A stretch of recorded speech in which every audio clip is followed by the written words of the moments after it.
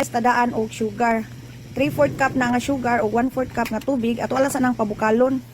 Nya di sa na nato siya ukayon hangtod nga dili pa mausab ang ihang color. Diha ato na nang giukay no para matunaw pud ang uban nga sugar nga wala matunaw niya. Ibalhin na nato og baking pan. Ang ako ang gigamit diri kay kaning round pan nga pang pie. Mga 11 inches ni siya. Nya isit aside lang sana nato kay ato sa ning gadgaron or nibniro ang ato ang kamuting kahoy. Nya mao na ni tanan guys ang ato ang nahimo. So ang sunod natong buhaton kay ato ni siyang pugan gamay para makuha ang ihang excess nga duga.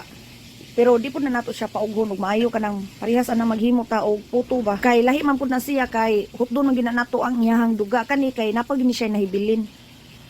Tanawan ninyo basa-basa pa na ang ato ang bulanghoy. Nya human kay magsukod lang ta ani og mga 4 and 1/2 cup. So wala ni nato magamit tanan no.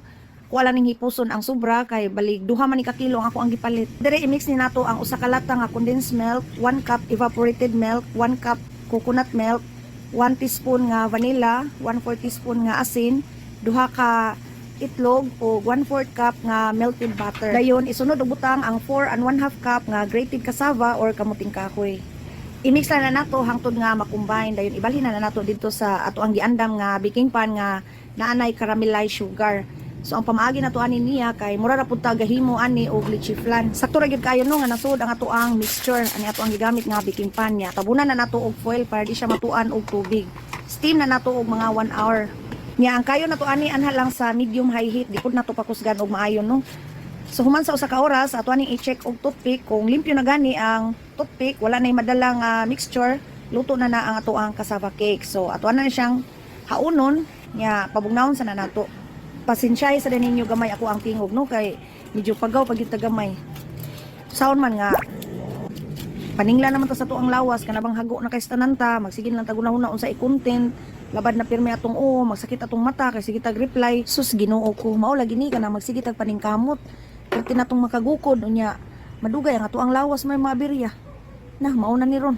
Sige lang yung tagingon na niglaban bisag wa tay kontra. Laban lang daw. Balik ta diri no, ako anay ning gibalhin og plato.